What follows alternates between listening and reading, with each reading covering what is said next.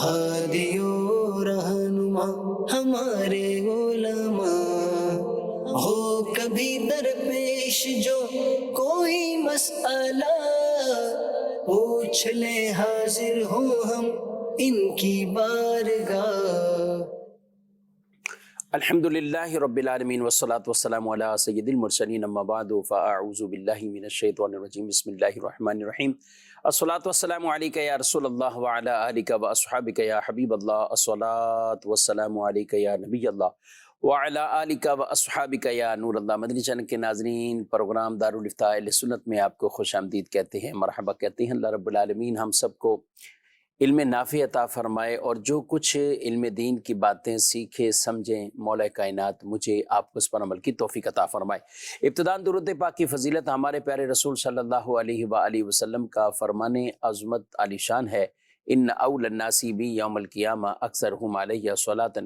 فرمایا کہ قیامت کے دن میرے قریب ترین وہ ہوگا جو مجھ پر کثرت سے درود پڑھتا ہوگا۔ صلو علی الحبیب صلی اللہ تعالی علی محمد صلی اللہ علیہ وآلہ وسلم، صلاۃ و سلاما علیک یا سیدی یا رسول اللہ وعلی آلک و اصحابک یا سیدی یا حبیب اللہ۔ ہمارے مہمان ہیں مفتی محمد کفیل رضا اتاری، ان کو بھی اپنے پروگرام میں خوش آمدید کہتے ہیں۔ جزاک اللہ۔ کیسے مزاج گرامی آپ کے؟ الحمدللہ علی کل حال۔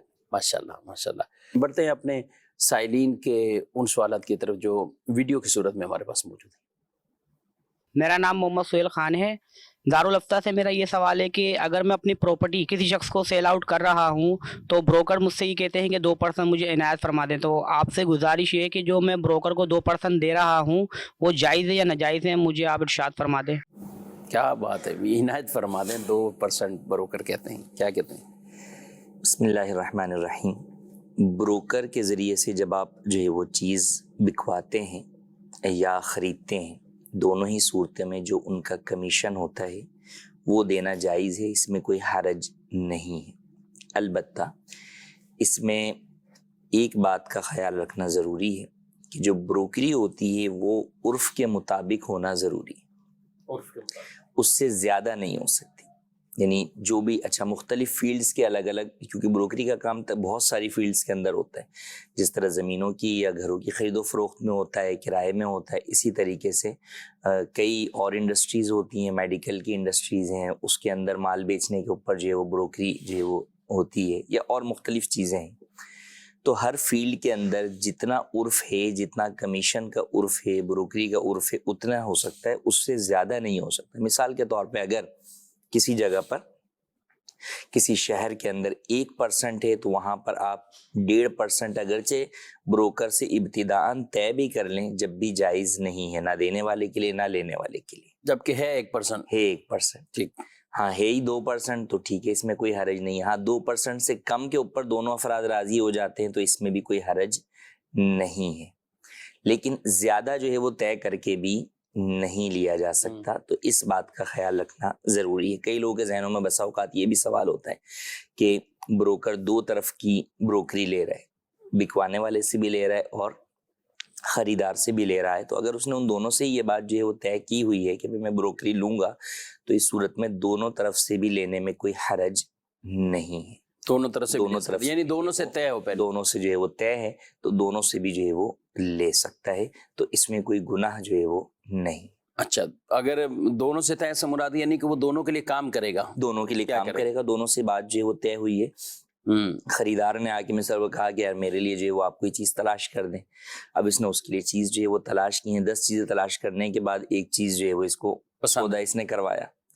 اسی طریقے سے وہ شخص جو بیچنے والا تھا اس نے بھی آ کے اس کو بولا کہ بھائی یہ بکواؤ، وہ اس کو بھی جو ہے وہ 10 جگہ پر بیچنے کے لیے لے کر گیا، لیکن وہ چیز بکی نہیں، اور اب جا کر اسی کے ساتھ جا کر سودا جو ہے وہ ہوا، تو گویا دونوں کے لیے اس نے محنت جو ہے وہ کی ہے، تو لہٰذا دونوں کے لیے جو ہے وہ یہ کمیشن دینا بھی جائز ہے اور بروکر کا دونوں طرف سے لینا بھی جائز ہے، مگر اس میں بروکر کو بہرحال یہ خیال رکھنا ضروری ہے کہ وہ جھوٹ نہ بولے اس معاملے کے اندر کہ چیز کی قیمت جو ہے وہ کچھ اور ہے، مالک نے کہا ہے کہ بھئی یہ 50 لاکھ کی بیچ دینا، اور یہ اس کو جو ہے وہ 55 لاکھ کی بیچ دیتا ہے، اور اب یہ بولتا ہے کہ مالک سے کمیشن لیتا ہے، یا کمیشن نہیں لیتا, اوپر کے 5 لاکھ روپے جو ہے وہ خود رکھ لیتا ہے, جسے ٹاپ رکھنا جو ہے وہ کہا جاتا ہے, یہ جائز نہیں ہے. کئی دفعہ مالک بھی اس طرح کہہ دیتے ہیں کہ بھئی ہم آپ کو کمیشن نہیں دیں گے, ہماری یہ لمٹ ہے, اس سے اوپر جتنے میں آپ بیچ دو وہ آپ کا ہے. بھئی ہماری لمٹ ہے کہ ہمیں 50 چاہیے, اب چاہے تم یہ 50 کا بیچو, 55 کا بیچو, 60 کا بیچو, جو اوپر ہوگا وہ تمہاری محنت ہے, ہم کوئی کمیشن نہیں دیں گے. تو ایسا کرنا بھی جائز نہیں ہے. آپ کو کمیشن دینا ہے تو آپ اس کے ساتھ جو ہے وہ عرف کے مطابق طے کر لیں یا اس سے کم میں طے کر لیں, لیکن یہ نہیں دینا تو آپ منع کر دیں. لیکن آپ یہ نہیں کر سکتے کہ نہیں جناب ٹاپ جو اوپر ہوگا وہ جو ہے وہ تمہارا جو ہے وہ ہے, یہ جائز نہیں ہے, نہ بروکر کے لیے اور نہ ہی مالک کے لیے. ٹھیک ہے, اس کی وجہ کیا ہے؟ یعنی لوگ بولتے ہیں یار یہ تو ہم نے کوئی دھوکہ نہیں دیا نا, بامی رضامندی سے ہم نے طے کیا ہے, سب کچھ کیا ہے, تو پھر کیوں منع کر رہے ہیں؟ دیکھیں یہ جو مسئلہ ہے کہ جناب آپ اوپر جو ہوگا وہ جو ہے وہ آپ کا ہے, تو اس کے اندر 2 صورتیں ہیں. پہلی بات تو یہ ہوگی کہ وہ کبھی بھی یعنی اس چیز کی قیمت اگر 50 بھی لگ رہی ہوگی نا, تو اب جو ہے وہ نہیں بیچے گا بروکر. وہ کیوں نہیں بیچے گا؟ وہ اس لیے نہیں بیچے گا کہ اس کو خود نفع نہیں مل رہا. یا اگر 51 بھی لگ رہی ہے تو وہ اس کو نہیں بیچے گا کیونکہ اس کو نفع چاہیے, مثال کے طور پہ 55 کا, تو وہ اپنے 4 لاکھ مزید جو ہے وہ حاصل کرنے کے لیے مالک کا جو ہے وہ نقصان کرائے گا. دوسرا پہلو یہ ہے اس کے اندر کہ وہ چیز بکی ہی نہیں, تو وہ چیز بکی ہی نہیں تو اس صورت کے اندر بروکر ہے اس کی محنت کا نقصان ہے کہ یہ شخص جو یعنی اس چیز کی اپنی مارکیٹ ویلیو کے اعتبار سے بک جانی چاہیے, لیکن وہ اس لیے نہیں بیچ رہا کہ یار مجھے نفع نہیں مل رہا, یا اتنے میں ہی بیچ دے گا تو اس کو اس کی کوئی محنت نہیں ملی, تو گویا کہ اس کی محنت کا کوئی عوض جو ہے وہ اس میں مقرر نہیں کیا جا رہا, اور وہ جو مقرر کیا جا رہا ہے وہ مجہول بھی ہے اور یہ بھی ہے کہ وہ ملے گا بھی یا نہیں بھی ملے گا, دونوں صورتیں ہو سکتی ہیں. صحیح. تو اس اعتبار سے جائز نہیں ہے. ٹھیک ہے, یعنی یہ شرعی ایک اصول ہے. جیسے کاروبار میں بھی کوئی کہے کہ میرے ساتھ پارٹنرشپ کر رہا ہو یا مداربت کر رہا ہے یا کچھ بھی کر رہا ہے, اور وہ کہے کہ میں اتنے لاکھ پہلے اٹھا لوں گا یا میں اتنا نفع لے لوں گا, تو نہیں لے سکے گا. جی, کیونکہ پتہ نہیں کہ اس کے علاوہ یعنی اتنے 1000 روپے میں اٹھا لوں گا, تو اتنے 1000 یا اتنے لاکھ آپ نے اٹھا لیے تو ہو سکتا ہے کہ اس دفعہ نفع ہی جو ہے وہ اتنا ہی ہوا ہو. جی ہاں. یا اس سے کم ہوا ہوگا تو پھر ایسی صورت کے اندر سامنے والے کیا آپ کو اور پیسے دے گا, یا اگر اور نہیں بھی دے گا تو پھر سامنے والے جو پارٹنر ہے اس کو تو کوئی بھی نفع نہیں ملا. بالکل. تو اس لیے اس طرح جو ہے وہ طے کرنا جائز نہیں. ٹھیک ہے. ناظرین کرام, حلال طریقے بھی جو جائز طریقے ہیں وہ اختیار کیے جائیں, اور ضروری نہیں ہے کہ کوئی جائز طریقہ اس کا ہوتا ہی نہیں ہے. یہ جیسے پہلے فرسٹ میں ہی بیان کر دیا گیا کہ بروکر اپنی بروکری لے سکتا ہے اور یہ شرعاً جائز ہے. اب اس کے اوپر ہر طرف ایک طرح کا وہ عرف ہے, اور لوگ اسی طرح ہی خرید و فروخت کرتے ہیں. بالخصوص ہم کہیں کہ زمینوں کی ہو یا فلیٹس بنے ہوئے ہیں بڑے شہروں کے اندر, یا دیگر سوسائٹیز بن رہی ہیں, اور اس میں یہی کام اسی طرح ہی ہوتا ہے. لیکن یہ چیزیں پہلے طے ہو جانا ضروری ہیں. یہ ایک طرف سے ہے, 2 طرف سے ہے, اور پھر جتنا وہاں عرف ہے اسی کے مطابق ہی کیا جائے گا, اور اس سے زیادہ یہ نہیں رکھ سکتے. عرف سے زیادہ رکھنے کی کیا ریزن کیا ہے؟ مطلب اب ایک آدمی چاہتا ہے کہ اس کا جلدی بک جائے یا کچھ مسئلہ ہے, وہ کہتا ہے کہ میں بروکری زیادہ دوں گا, تو پھر اس کے اوپر بروکر بھی جان لگاتے ہیں. یعنی بعض اوقات یہی سوال کرتے ہیں کہ یار ہماری اس میں محنت بھی ڈبل ہو جاتی ہے, ایسا نہیں کہ وہ محنت کم رہتی ہے. کیا کہیں گے؟ بنیادی طور پر تو یہ اجارہ ہے نا, کہ آپ کوئی وہ سروس دے رہا ہے, کوئی خرید و فروخت تو ہو نہیں رہا. بروکر جو ہے وہ ایک اپنی سروس دے رہا ہے کہ وہ اس کے مکان کو بیچنے کے لیے کوشش جو ہے وہ کر رہا ہے, اور اس کی اجرت ہے. تو یہ ہے اجارہ. لیکن یہ اجارہ ایسی چیز کے اوپر ہے جو چیز بروکر کی اپنے جو ہے وہ دست قدرت میں نہیں ہے, اختیار میں نہیں. یعنی کسی سے کوئی چیز آپ جو ہے وہ کسی سے کوئی کام کروا لیں کہ یار یہ موبائل بنا دیں, یہ جو ہے وہ فلاں چیز بنا دیں, یہ عمارت بنا دیں, تو اس کے اختیار کے اندر ہے, وہ عمارت جو ہے وہ بنا دے گا وہ. لیکن آپ کہیں کہ نہیں اس چیز کو فلاں شخص سے بنوا دیں, تو اب فلاں شخص سے بنوانا وہ فلاں شخص کی مرضی پر ہے, اس بندے کے اختیار میں نہیں. یہ اس کی آگے منتیں ہی کر سکتا ہے, یہ اس کو جو ہے وہ آفر ہی کچھ کر سکتا ہے, لیکن سامنے والا اگر راضی نہیں ہوگا تو یہ کچھ بھی نہیں کر سکے گا. ٹھیک. تو کسی چیز کو بکوانا یا خریدوانا, ان دونوں چیزوں میں یہی ہے کہ آپ سامنے والے کو آفر ہی کرتے ہیں, اس کا آپ جو ہے وہ مائنڈ میکنگ جو ہے وہ کرتے ہیں, ذہن جو ہے وہ آپ بناتے ہیں, لیکن وہ خرید لے یہ آپ کے اختیار میں نہیں ہے. صحیح. جو چیز آپ کے اختیار میں نہ ہو تو اصولی اعتبار سے اس چیز کے اوپر اجارہ نہیں ہو سکتا. اچھا، اب جب اس چیز کے اوپر اجارہ نہیں ہو سکتا تو بنیادی طور پر یہ اجارہ تھا ہی ناجائز کہ یہ اجارہ ہو ہی نہیں سکتا، اس پہ کسی قسم کی کوئی اجرت نہیں ہو سکتی. مگر چونکہ اس کے اوپر جو ہے وہ ایک زمانہ رسالت سے ہی جو ہے وہ عرف چلا آ رہا ہے، تو علماء نے اس لیے کہا کہ بنیادی طور پر یہ اجارہ ناجائز ہے، لیکن عرفاً اس کی اجازت ہے، تو لہٰذا اس میں جب عرف کی وجہ سے اجازت ہے تو اس کی بروکری بھی عرف کے مطابق ہی ہوگی، یعنی اس کی اجرت بھی عرف کے مطابق ہوگی. عرف سے زیادہ جو ہے وہ اس کی اجرت نہیں ہو سکتی، کیونکہ بوجہ عرف جو ہے وہ اسے ضرورتاً اور حاجتاً جو ہے وہ مشروع کیا گیا، جائز قرار دیا گیا.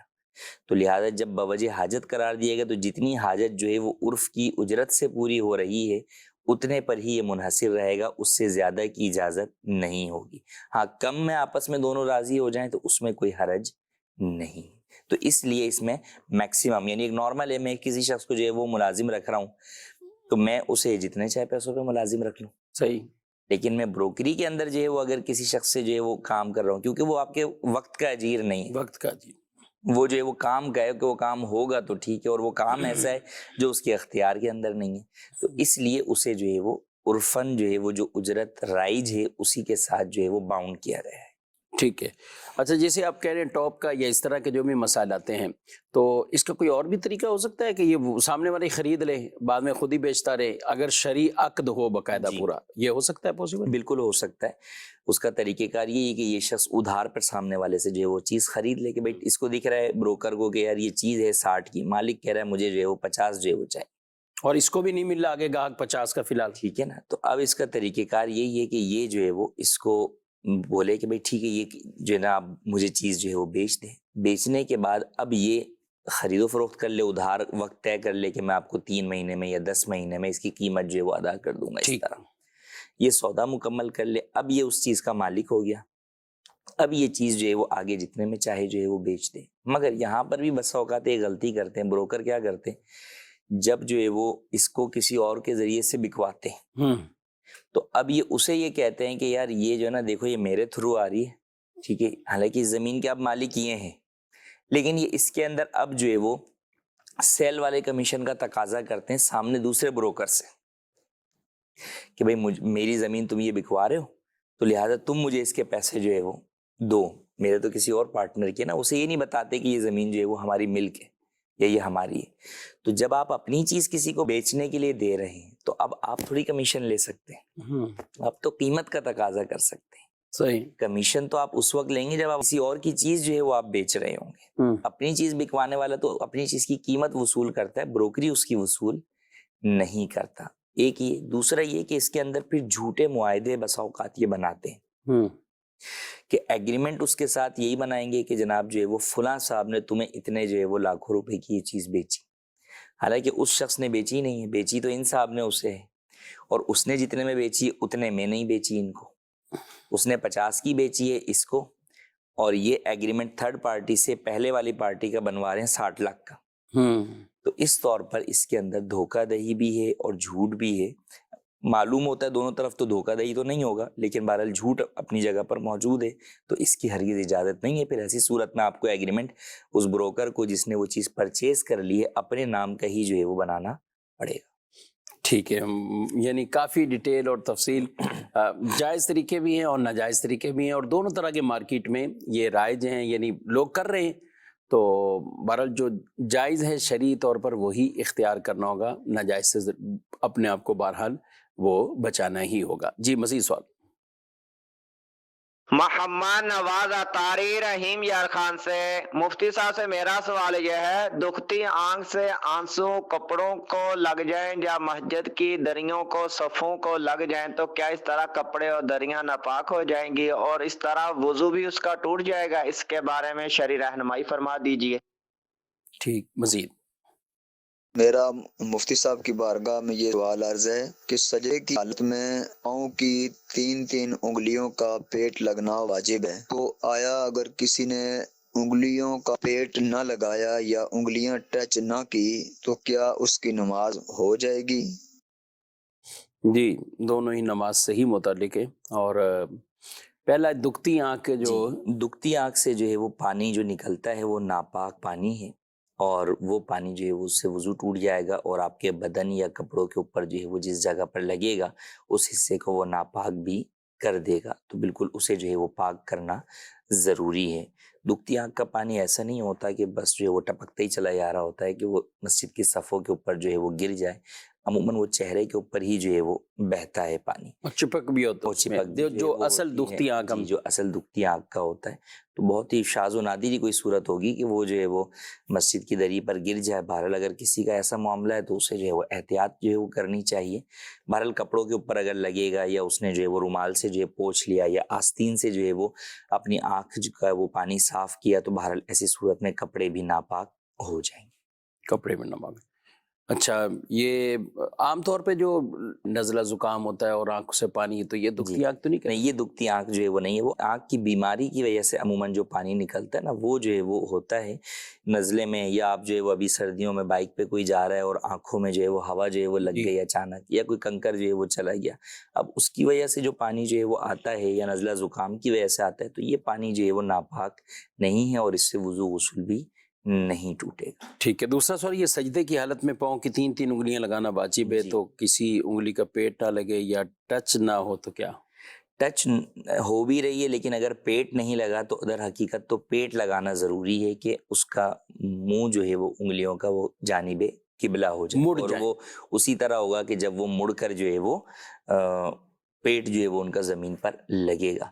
تو اگر ایسا جو ہے وہ کسی کا نہیں ہوا تو بہرحال وہ نماز اس کے اوپر دہرانا واجب ہوگی، واجب الاعادہ ہوگی، وہ نماز اسے دوبارہ پڑھنی ہوگی۔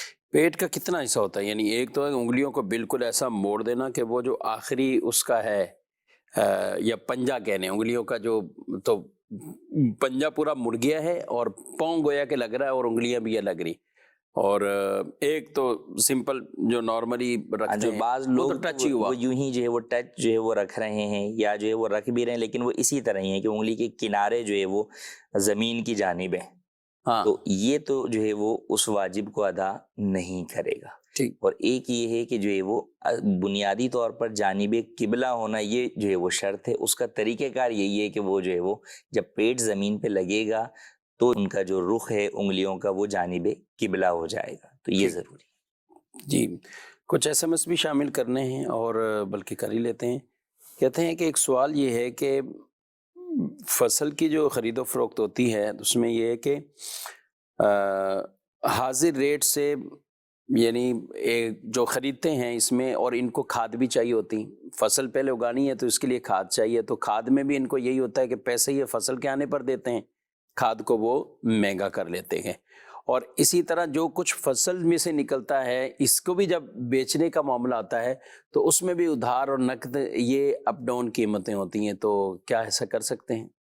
بنیادی طور پر کسی بھی چیز کی خرید و فروخت کے اندر نقد کے اندر قیمت کا کم ہونا اور ادھار میں جو ہے وہ قیمت کا زیادہ ہونا یہ جائز ہے، اس میں کوئی حرج نہیں ہے، جب کہ اس چیز کی قیمت ہی یہ مقرر کی جائے کہ یہ چیز جو ہے وہ نقد کے اندر مثال کے طور پہ 50,000 کی ہے اور ادھار کے اندر یہی چیز 70,000 روپے کی، اس چیز کی قیمت اتنی ہے، تو یہ جائز ہے، اس میں کوئی حرج نہیں ہے۔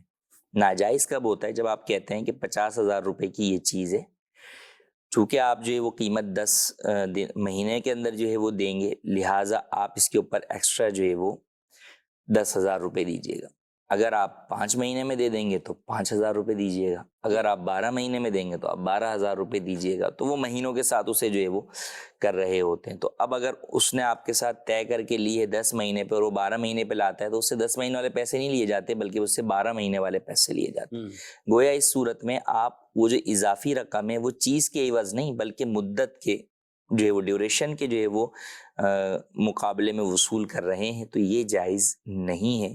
اور جب آپ چیز کی قیمت بھی طے کریں گے اس صورت میں بھی اگر خدا نخواستہ وہ شخص لیٹ کر دیتا ہے تو بھی آپ اس سے کسی بھی قسم کا اضافی مطالبہ جرمانے کی صورت میں یا اضافی رقم کی صورت میں نہیں کر سکتے کہ آپ نے جو رقم طے کی تھی وہ چیز کے بدلے میں جو ہے وہ کی تھی، مدت کے بدلے میں نہیں، لہٰذا اگر مدت لیٹ بھی ہو رہی ہے تو بھی بہرحال اتنی ہی رقم وصول کی جائے گی جتنی طے کی گئی تھی۔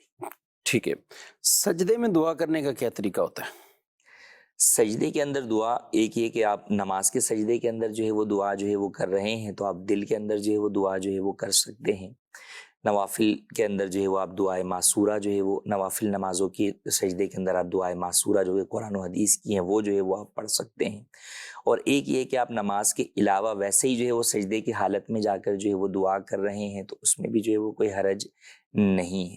لیکن جب نماز کے اندر آپ جو ہے وہ پڑھ رہے ہیں، نماز کے سجدے میں دعا جو ہے وہ آپ کریں گے تو اس میں آپ اپنی مادری زبان میں یا ایسی دعا کہ جو کہ دعائے معصورہ کے خلاف ہے وہ جو ہے وہ نہیں کر سکتے کہ اس سے آپ کی نماز فساد کی طرف چلی جائے. یہاں دل ہی دل میں جو ہے وہ کر رہے ہیں، زبان سے کوئی الفاظ ادا نہیں کر رہے تو دل میں اگر کوئی دعا کر رہے ہیں تو اس میں کوئی حرج نہیں. ٹھیک ہے، دل ہی دل میں کہ اچھا سجدے میں بھی لوگوں میں یہ ایک ہے کہ عام سجدہ یعنی نماز کا نہیں ہے اور ویسے سجدے میں دعا کرنی ہے تو اب وہاں جا کے بھی ہاتھ اٹھانے ہی کیا کرنا ہے؟ سجدے میں تو پھر ہاتھ نہیں اٹھائیں گے. سجدے میں تو آپ سجدہ جب کریں گے تو پھر جو ہے وہ سجدے کی حالت کے اندر ہی ہوں گے، وہی کیفیت جو ہے وہ رکھی جائے گی. یعنی یہ لوگوں کو ایسے وہم ہوتا ہے کہ یعنی آپ سجدہ کیا ٹھیک ہے اور سجدے میں آپ رب سے دعا کرتے رہیں، کلمات جو بھی عرض کرنے وہ آپ کہتے رہیں، لیکن سجدے میں پھر جا کر آپ کو یوں ہاتھ کرنے کی یا زمین پر یوں لگانے کی یہ کوئی ضرورت نہیں ہے، بلکہ یہ درست بھی نہیں ہے کہ آپ سجدہ ہی کرنا ہے اور سجدے میں جا کے دعا کر رہے ہیں تو جو سجدے کی حیت کیفیت ہے تو وہ آپ اسی طرح رہیں اور آپ اللہ کی بارگاہ میں دعا کرتے رہیں. سجدے میں دعائیں بالکل بڑی ایک مقبول اسے کہا گیا ہے اور کہ رب کی بارگاہ میں جو آدمی عاجزی کرتا ہے اور اس عاجزی کا جو کمال ایک طرح کا درجہ ہے وہ سجدے کی حالت ہے اور سجدے میں جا کر گڑ گڑاتا ہے اور دعائیں مانگتا ہے تو بالکل اس کو مانگنی چاہیے. لیکن یہ نمازوں کے جو احکامات بیان ہوئے ہیں وہ الگ ہے، یعنی فرائض کے اندر تو ایسا نہ کیا جائے اور فرائض میں بھی تقلیل دعا کی جو وہ اجازت ہے. نوافل کے اندر کوئی اپنے طور پر زیادہ کرتا ہے تو اس کی بھی اجازت ہے لیکن وہ ہو عربی کے اندر، اور اگر نماز کوئی بھی نہیں پڑھ رہا ایسے عام ہی سجدہ کر رہے ہیں تو پھر آپ اپنی مادری زبان میں بھی اردو میں، پنجابی میں، میمنی میں، کسی بھی زبان کے اندر آپ دعائیں اللہ کی بارگاہ میں کر سکتے ہیں. مزید سوال پوچھنا تھا. ہمارا والد صاحب فوت ہو گئے تھے کہ ہمارے بڑے بھائی نے دینی سے رقبہ لے کر دے دیا، مطلب وہ پھر اس کی رقم بھی بھائیوں سے تقسیم کر دی. اب جب دعوت اسلامی کا ماحول ملا تو ہمیں پتہ لگا بھائی وہ تو دینی لازمی تھی. پھر ہم نے وہ رقم جو ہمیں حصے میں ملی تھی دینے کی وراثت والی وہ بہنی کو واپس کر دی. اب وہی رقم کفات کرے گی یا اب تو رقبے کی قیمت زیادہ ہے، ادھر رقبے کی قیمت گھٹ تھی. یہ بھائی وہی رقم جو ہمیں ملی تھی وہی بس واپس کرنی ہے جو آج کے حساب سے واپس کرنی ہے. جی، پہلے تقسیم وراثت ہوگی تھی یا اپنے طور پہ بھائیوں میں ہی تقسیم ہوگی. اب یہ کہہ رہے ہیں کہ دینی ماحول داوسامی سے پتہ چلا ہے کہ بہنوں کی بھی ہے تو یہ بھی ایک آزمائش والی لوگوں پر یوں ہے ان معنوں میں کہ وہ کہتے ہیں کہ بھی قیمت وہی ہوگی پھر جو اس وقت تقسیم کاری کے وقت ہوئی تھی. دیکھیے اس میں دو صورتیں ہیں. ایک یہ ہے کہ آپ نے وہ چیز جو ہے وہ بیچ دی ہے کسی اور کو تو اب تو آپ کے اوپر اس وقت کی قیمت جو ہے وہ گویا کہ لازم ہو گئی تو اسی قیمت کے اعتبار سے آپ ادائیگی جو ہے وہ بہنوں کو بھی کریں گے. ہاں جو تاخیر ہوئی اس کے لیے بالکل جو ہے وہ ان سے معافی جو ہے وہ مانگنی ہوگی. اور ایک یہ ہے کہ وہ بیچی نہیں ہے، وہ زمین بھائیوں نے آپس میں خود ہی تقسیم کر لی، ابھی بھائیوں کے پاس ہی ہے وہ زمین. تو در حقیقت جب ابھی وہ بھائیوں کے پاس ہی ہے تو ابھی وہ زمین کی تقسیم شرعی اعتبار سے ہوئی نہیں ہے. تو ابھی آپ ان کو یا تو زمین میں سے ہی حصہ دیں گے کہ بھئی یہ زمین ہے، اس میں اتنے حصے کے مطابق ہی آپ کی زمین ہے، یا اگر آپ پیسے دینا چاہتے ہیں تو پھر آپ آج کی قیمت جو ہے وہ لگائیں گے اس زمین کی اور پھر اس اعتبار سے جو ہے وہ آپ ان کو ادائیگی کریں گے. ٹھیک ہے، یعنی اس میں پھر یہ اعتبار. اب یہ سوال مختلف ہو سکتا ہے، بعض اوپر مکان بنا چکے ہوں گے، بعض زمین کا کچھ اور کر چکے ہوں گے. ظاہر مکان ہی بن سکتا ہے، یا اگر فصلیں اگا رہے تھے تو وہ تو زمین اپنی جگہ اسی طرح ہی کیفیت میں رہتی. ٹھیکے پر بھی دے چکے ہوتے ہیں، سالوں کا بعض اوقات پروفٹ کما رہے ہوتے ہیں اس زمین سے. یہ سارے شرعی مسائل ہیں ناظرین کرام، اس کا ہمیں خیال رکھنا ہے. بعض بھائی یا بعض خاندان والے یہ سوچتے ہیں کہ جب زمین بٹوارا ہوگا ٹھیک ہے، ابھی تو ہمارے پاس ہے، ہم اس کی آمدنی کھاتے رہتے ہیں، ہم سب کچھ اس کا کرتے رہتے ہیں. اس میں بھی باقاعدہ شرعی احکامات ہیں. ٹھیک ہے، اگر آپ بٹوارا ابھی نہیں کر رہے تو آپ آمدنی تو کھا رہے ہیں اس کی، تو آپ یا تو ان کی حصے کی آمدنی جو آ رہی ہے تو آپ پھر ان کو واپسی کریں، یعنی ان کو ادا کریں، ورثہ کو دیں. یا پھر انہیں سے آپ کرائے پر لے لیں، خود آپ کرائے پر لے لیں. ایسا بالکل ہو سکتا ہے. اگر کوئی وراثت ابھی فی الفور تقسیم نہیں کر پا رہا اور کسی ایک یا دو کے استعمال میں 4 بیٹھے ہوئے انتظار کر رہے ہیں، اب اگر بیٹھ کر کوئی بات طے ہوتی اور وہ چاروں کہتے ہیں یا اس میں بہنیں بھی ہیں، وہ کہتی ہیں کہ آپ ہمارا حصہ کرائے پر لے رہے ہیں، جیسے ٹھیکے پہ آپ زمین لیتے ہیں اور مکان کرائے پہ لیتے ہیں، کچھ بھی لیتے ہیں، تو ہمارے حصے کا اتنا آپ ہمیں ماہوار کرایہ دیتے رہیں، پھر جب تقسیم ہو تو اس وقت تقسیم. تو اس میں کوئی ناراضگی والی بھی بات نہیں ہونی چاہیے. یہ عجب معاملہ ہے کہ وراثت میں اگر کوئی اصولی اور شرعی بات کرے تو اس میں پھر آگے سے ناراضگیاں ہوں، لڑائیاں ہوں. کفیل صاحب بات کا یہ دیکھا گیا ہے کہ جو یعنی جس کا حق بنتا ہے وہ حق طلب کرے. اب بجائے یہ کہ سامنے والے کو یہ سوچو کہ یار میں واقعی اس کا اگر حق میری طرف نکلتا تھا تو اس کو دینا چاہیے مجھے، وہ اس پہ ناراض ہوتا ہے کہ یہ کیوں مانگ کیوں رہا مجھ سے. جی مانگ کیوں رہا ہے. اور یہی بات کئی دفعہ لوگوں کے ذہنوں میں ہوتی ہے کہ بھائی ابھی تو ہم رہ رہے ہیں نا اس کے اندر، جی جب جو ہے وہ تقسیم کریں گے تو جب دیں گے، ابھی آپ کیوں تقاضا جو ہے وہ ہم سے جو ہے وہ کر رہے ہیں، آپ ہمیں بے گھر کیوں کر رہے ہیں. جی لوگوں کا عموماً یہ ذہن ہوتا ہے. تو یہ بات بھی پیش نظر ہونی چاہیے کہ بھائی اس شخص کا بھی حصہ ہے، یا تو آپ اسے آفر کر دیں کہ بھائی ٹھیک ہے آپ اپنے حصے میں آ کر رہ لیں، یا آپ جو ہے وہ اس کے حصے کا جو ہے وہ اختیار اسے دے دیجیے کہ وہ جو ہے وہ اس کو کرائے پہ چڑھا دے، یا کوئی اور جو ہے وہ نفع حاصل کرے، یا جو ہے وہ اسے بیچ دے. تو دوسرے کا حق کو ہمیں جو ہے وہ تسلیم بھی کرنا چاہیے اور حقدار کو اس کا حق دینا چاہیے. کسی کو حق دینے کی وجہ سے آپ بولیں کہ میں بے گھر ہو جاؤں گا، تو یہ جو ہے وہ آپ کا نظریہ درست نہیں. ٹھیک. ایسے تو آدمی جو ہے وہ پھر اپنے بیوی بچوں کو ان کا حق نہ دے کہ جناب میرے پاس سے مال چلا جائے گا. تو ایسا اگر ہر کوئی کرنا شروع کر دے گا تو پھر معاشرہ کیسے چلے گا. صحیح بات. تو جس کا جو حق ہے وہ ہم دیں گے. اس کے دینے کی وجہ سے اگر ہمارے مال میں بظاہر کوئی کمی ہو بھی رہی ہے تو در حقیقت وہ ہمارا مال تھا ہی نہیں ہمارا. جتنا ہم نے فائدہ اٹھانا تھا اٹھا لیا، جتنا ہم نے فائدہ اٹھانا تھا وہ اٹھا لیا. اس میں بھی کئی جگہ پر ناجائز فائدہ اٹھایا تو اس پر لازم ہے کہ توبہ بھی کریں، اور یا تو اب تک جو نفع حاصل کیا وہ ان کے حق کے اندر کئی دفعہ حرام ہوتا ہے، خبیث ہوتا ہے، تو ان پر لازم ہوتا ہے کہ وہ یا تو جو ہے وہ صدقہ کریں یا جن کا حق تھا انہیں واپس کریں. جی بڑھتے ہیں. یہاں پہ کچھ قبرستان سے متعلق بھی کچھ سوال. جہاں ہم اپنے پیاروں کو، اپنے رشتہ دار عزیز و اقربا کو اپنے ہی ہاتھوں سے سپرد خاک کر رہے ہوتے ہیں. دین اسلام شریعت مطہرہ جہاں ہمیں زندگی گزارنے کا بہترین سلیقہ سکھاتی ہے، زندگی گزارنے کے طریقے بتاتی ہے، وہیں ہمارے رشتہ دار عزیز و اقربا جو ہم سے رخصت ہو گئے ان کے بارے میں بھی بہترین رہنمائی فرماتی ہے. قبرستان میں تدفین کے حوالے سے کچھ سوالات ہیں. نمبر 1، یہ چند قبریں آپ ملاحظہ کر رہے ہوں گے، کہیں 3 کہیں 4 بلکہ کہیں تو 5 قبریں بھی ایک کے اوپر دوسری قبر پر قبر بنی ہوئی ہیں. تو ایسے قبر پر قبر بنانا کیسا ہے؟ نمبر 2، یہ جو قبر آپ ملاحظہ کر رہے ہیں اس کے اندر ایک نہیں بلکہ 4 افراد کی تدفین کی گئی، اور وہ بھی ایک ہی خاندان سے تعلق رکھنے والے، ایک ساتھ نہیں بلکہ مختلف فاصلے کے ساتھ مختلف عرصے کے بعد ایک کی علیحدہ اسی قبر میں تدفین کی گئی. تو ایسا کرنا کیسا ہے؟ نمبر 3، لوگ اس طرح کی بھی باتیں کرتے ہیں کہ ایک قبر سے 70 مردے اٹھائے جائیں گے. آیا اس بات کی کیا صداقت ہے اور کیا حقیقت ہے؟ اس حوالے سے بھی رہنمائی ارشاد فرمائیے. آئیے ان مسائل کا حل مفتی صاحب کی بارگاہ سے دریافت کرتے ہیں کہ وہ ان حوالے سے کیا ارشاد فرمائیں. جی قبرستان کے حوالے سے بھی دائر ہے. یہ اس طرح کے جو معاملات ہیں ان میں شرعی مسائل یہ پوچھنے چاہیے. یہ جو قبریں دکھا رہے ہیں یہ تو اونچی بنی ہوئی ہیں، یوں بظاہر نہیں لگ رہا کہ ایک پہ 2 یا اس میں یہ سنا بھی ہے. ویسے چلے شرعی مسئلے کے طور پہ ہم ڈسکس کر لیتے ہیں. بیرون ملک کے اندر سنا ہے بعض اوقات کہ اس طرح بنائی جاتی ہے کہ یعنی بجائے یہ کہ زمین کو کھودا جائے جی وہ اوپر منزل کی صورت میں قبریں بنانا شروع کر دیتے ہیں. اور ہو سکتا ہے کوئی بعید نہیں ہے کہ ہمارے ملک میں بھی کہیں شروع. اب شہروں میں جس طرح کی کیفیات ہو چکی ہیں اور لوگوں کا رجحان بھی یہی ہے کہ بس ہمیں اسی قبرستان میں، یعنی آبادی اتنی بڑھ گئی قبرستان وہی ہوتے ہیں عام طور پہ، اور اسی میں ہی یہ سارے معاملات. بہرحال اگلے سوالات ہی اسی سے ملتے جلتے ہیں. تو پہلا تو یہ ہے کہ یہ قبریں اس طرح اگر کوئی بنائے بھی دیواریں کھڑی کر کے تو درست ہوگا. دیکھیے قبر دفن کرنا، دفن جو ہے وہ زمین کے اندر ہوگا. اگر آپ اوپر زمین کے اوپر جو ہے وہ 4 دیواری جو ہے وہ کھینچ کر اس کے اندر مردے کو رکھ دیتے ہیں تو یہ در حقیقت تدفین نہیں ہے، دفن آپ نہیں کر رہے. تو آپ ایک کمرے کے اندر گویا کہ اسے جو ہے وہ بند کر دے رہے ہیں. تو اس کی ہرگز اجازت نہیں ہے، یہ خلاف سنت ہے.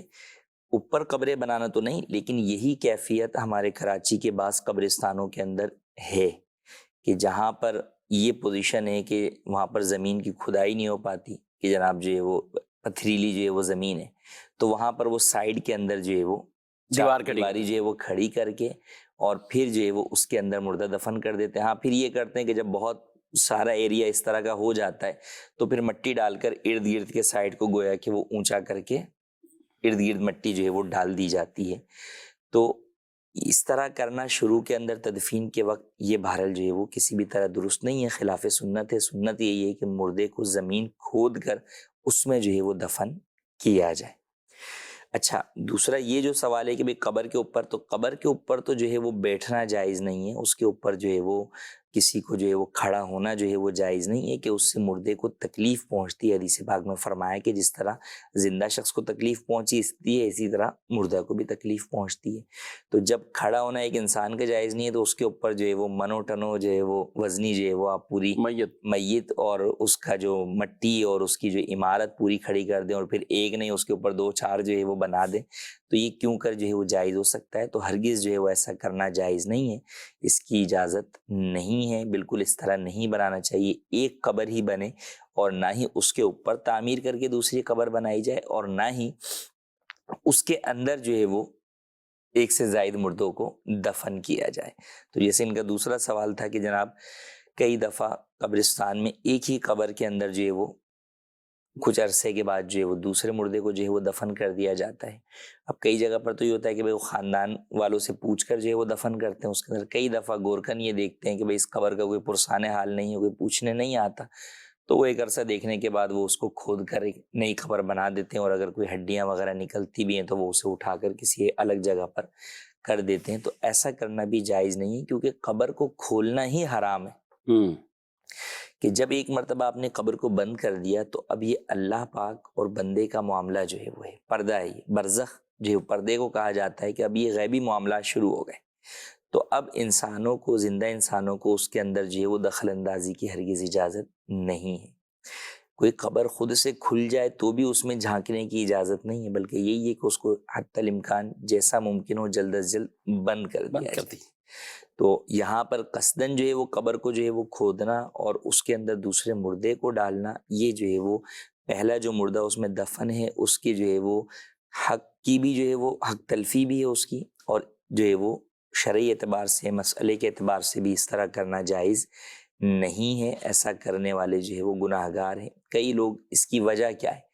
وجہ تو دو ہیں، ایک یہ کہ قبرستان جو ہے وہ کم ہوتے چلے جا رہے ہیں۔ پہلے زمانوں میں لوگ جس طرح مسجد اور مدارس وقف کرتے تھے یا گورنمنٹ ان کے لیے جگہ دیتی تھی، اسی طرح قبرستان بھی جو ہے وہ وقف کیا جاتا ہے، باقاعدہ وقف ہوتا، باقاعدہ وقف ہے، اور اس کا وقف کرنا بھی جو ہے وہ فضائل ہیں، اس کی بھی جو یعنی وقف کے جو فضائل ہیں ان کے اندر قبرستان ایک اہم ترین جو ہے وہ وقف کی چیز ہے۔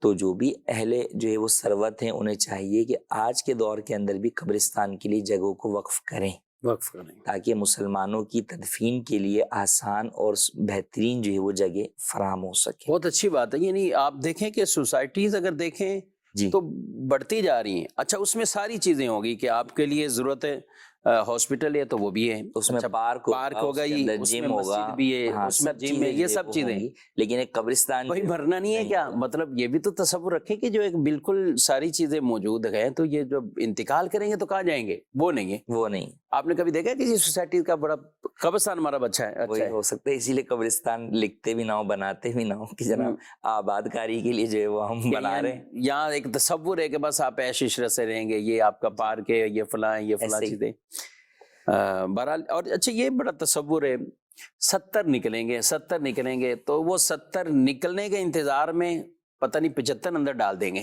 مطلب یوں اگر اتنے عرصے سے ڈال رہے ہیں تو یہی کر لیں گے کیا؟ یہ کبھی روایت پڑھی گئی؟ ایسی کوئی روایت جو ہے وہ نہیں ہے، یہ لوگوں کی جو ہے وہ غلط فہمی ہے، سنی سنائی باتیں لوگوں کے اندر جو ہے وہ چل رہی ہیں۔ سمجھے کہ موضوع حدیث کے اندر سے ایک یہ حدیث ہے جو کہ لوگوں نے اپنے طور پر گڑھی ہوئی ہے، اس کی کوئی حقیقت نہیں ہے۔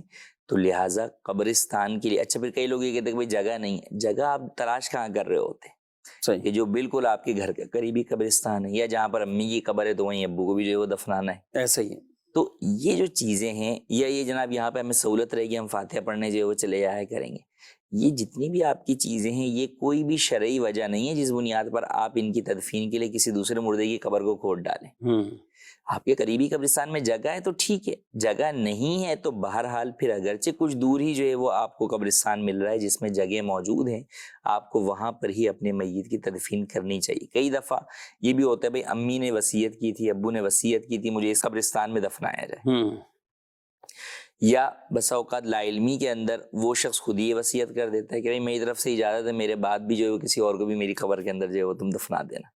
تو اولاً تو اس کا یہ وصیت کرنا ہی جو ہے وہ جائز نہیں تھا، اور اگر اس نے وصیت کر بھی دی تو جو پیچھے رہنے جانے والے افراد ہیں ان پر اس وصیت پر عمل کرنا جائز نہیں ہے، کیونکہ یہ وصیت خلاف شریعت ہے. خلاف شریعت وصیت پر عمل کرنے کی ہرگز اجازت نہیں ہے. تو لہٰذا ایسی چیزوں میں ہرگز نہ پڑا جائے. اگر ہمیں کچھ جو ہے وہ تکلیف اٹھاتے ہوئے یا کچھ جو مشقت برداشت کرتے ہوئے دور اپنے عزیز و اقارب کو دفن کر کے آنا پڑ رہا ہے تو بالکل دور ہی دفنائیں، مگر کسی کی قبر کھود کر اس میں ہرگز نہ دفنائیں. نہ آپ خود ایسا کریں، نہ ہی گورکن کے کہنے پر ایسا کریں، بلکہ گورکن سے پہلے ہی پوچھ لیں کہ بھئی ہمیں آپ فریش قبر جو ہے وہ دیں، کسی کی کھودی ہوئی قبر کے اندر جو ہے وہ ہمیں کھود کر جگہ نہ دیں. ٹھیک ہے. اور یہ گورکن وہ اس طرح کا، اب اس کو دھندا کہیں کیا کہیں، کہ یعنی ان کو پتہ ہوتا ہے کہ یہ ہمیں لوگ مل جائیں گے اس طرح کی قبر خریدنے کے لیے آئیں گے، اور انہوں نے بھی تلاش کر کے رکھی ہوتی ہیں. جو لوگ نہیں جا رہے ہوتے قبرستان ان کی قبریں تو ان کو بالکل ٹارگٹ بنائی ہوتی ہیں. بعض تو پھر اپنی پکی کر لیتے نا.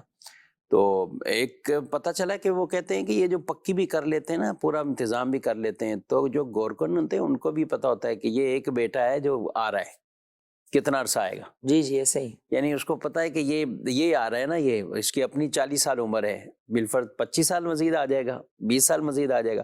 تو یہ پکی بھی کر لینے سے کوئی پوری گارنٹی نہیں مل گئی اس کو. جو ان کا کاروبار چل رہا ہے وہ تو چل رہا ہوتا ہے، ظاہر ہے ہزاروں قبریں ہوتی ہیں وہاں پہ. جی. اور پھر جو اوپر جو عمارت بھی ہوتی ہے، دیکھیں عمارت کی بھی ایک ٹائم لیمٹ ہوتی ہے. ہاں، وہ بھی اس کے بعد بھی جو وہ بارش میں پانی میں کئی جگہوں پر ایسا ہوتا ہے کہ وہ اس کے ساتھ ہوتے ہیں قبرستان جو ہے نا. میں نے کراچی میں جو کئی قبرستان دیکھے پہاڑیوں کے ساتھ ہیں، تو پہاڑی سے جو پانی کا پریشر جو ہے وہ آتا ہے، اس کے اندر کئی قبریں جو ہے وہ بہہ جاتی ہیں. جب نیچے سے زمین ٹوٹے گی تو ہمارا تھا ویسے گئی، اس کی کون سا کوئی وہ اتنی پکا اس کا لینٹر ڈلا ہوا ہے. تو بہرحال اس میں بھی جو ایسے گورکن افراد ہیں جو قبرستان میں اس طرح کے کام کرتے ہیں اور قبریں تلاش کرنے کا جو کام کرتے ہیں، تو ان سے بھی یہی درخواست ہے کہ آپ اس طرح کے معاملات نہ کریں. اور مسلمانوں کی قبریں چاہے وہ ہڈیاں بھی بسیدہ کیوں نہ ہو جائیں، احترام مسلم میت کا یہ یاد رکھیں کہ یہ برسوں بعد بھی اسی طرح لازم ہے. اور اس کو یہ نہیں ہے کہ وہ کہیں کہ اب تو اتنے برس ہو چکے ہیں اب کچھ اور کر لیں. نہیں، یہ شریعت مطہرہ نے اس کے جسم کا یہ احترام اور تعظیم اس کو یہ لازم قرار دیا ہے، اور یہی انداز ہونا چاہیے. باقی مزید نئے قبرستان اگر بنتے ہیں، بننے بھی چاہیے اور ہیں بھی کئی جگہوں پر. ایک جنازے میں جانا ہوا، اور ایسا نہیں ہے کہ کوئی بہت آگے پیچھے جگہ ہے، یعنی کراچی کے ہی ایئرپورٹ کے قریب جگہ، تو تدفین میں بھی گئے. تو میں نے دیکھا یار کافی جگہ میں اتنی خالی پڑی ہوئی ہے جگہ ایک طرح کی، لیکن یہ کہ تھوڑا جانا چکے وہاں پہ لوگوں کے لیے شاید وہ ہے کہ یا ان کے عزیز وہاں زیادہ نہیں ہیں، تو اس لیے رجحان نہیں. بالکل فریش آپ کو نارمل طریقے سے قبر جو مل جائے گی. ہمارے ہاں اگر آپ دیکھیں تو کیا شہر جو بھی بڑے ہیں ان میں فارم ہاؤس بیچ میں ہوتے ہیں. ہاں، فارم ہاؤس کہاں ہے، کتنی دور ہوتے ہیں. صحیح بات. تو جب آپ اپنے بچوں کے ساتھ فارم ہاؤس پہ جو جا رہے ہیں تو شاید سال میں 4 مرتبہ جاتے ہوں گے. قبرستان جو ہے وہ عموماً جو دیکھیں آپ تو لوگ ایک ہی دفعہ جاتے ہیں، وہ بھی شب برات کے موقع کے اوپر. ہاں صحیح، ورنہ اس کے علاوہ کہاں جاتے. تو بھائی جب آپ اس کے لیے جو ہے وہ جا رہے ہیں تو بھائی اسی طریقے سے آپ قبر اگر آپ کو دور جو ہے وہ پڑ رہی ہے تو آپ بہرحال مردے کے حق کے اعتبار سے اس میں تلفی نہ کریں، خود گناہ گار نہ ہو. فاتحہ کے لیے آپ ٹھیک ہے، ہو سکتا ہے قریب والی کے اندر آپ کی نیت یہ کہ آپ جو ہے وہ ہر ہفتے جو ہے وہ جائیں گے. وہاں اگر آپ نہیں بھی جا پا رہے تو آپ گھر سے فاتحہ اور رسالہ ثواب، گناہ گار تو نہیں ہوں گے، آپ گناہ گار نہیں ہوں گے.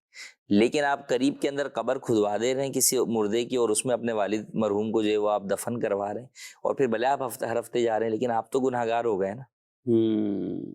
تو لہٰذا اپنے آپ کو گناہ سے بچانا یہ بے حد ضروری. جی ناظرین کرام، آپ نے پروگرام یہ ملاحظہ کیا ہے، ہمارا وقت اپنے اختتام کو پہنچا ہے اور آپ سے اجازت بھی چاہتے ہیں. کئی آپ کے شرعی سوالات بھی ہوتے ہیں، ظاہر ہے ہر سوال کا جواب اس تھوڑے سے ڈوریشن کے اندر، تھوڑے سے ٹائم میں یہ بعض اوقات ممکن نہیں ہوتا، تو اس لیے آپ دارالفتہ اہل سنت سے اپنا رابطہ مضبوط رکھیے. اللہ پاک ہم سب کو شریعت مطہرہ کے مطابق زندگی گزارنے کی توفیق عطا فرمائے، آمین، بجاہ النبی الامین صلی اللہ علیہ وآلہ وسلم. ہادی و رہنما ہمارے علماء، ہو کبھی درپیش جو کوئی مسئلہ، پوچھ لیں حاضر ہوں ہم ان کی بارگاہ.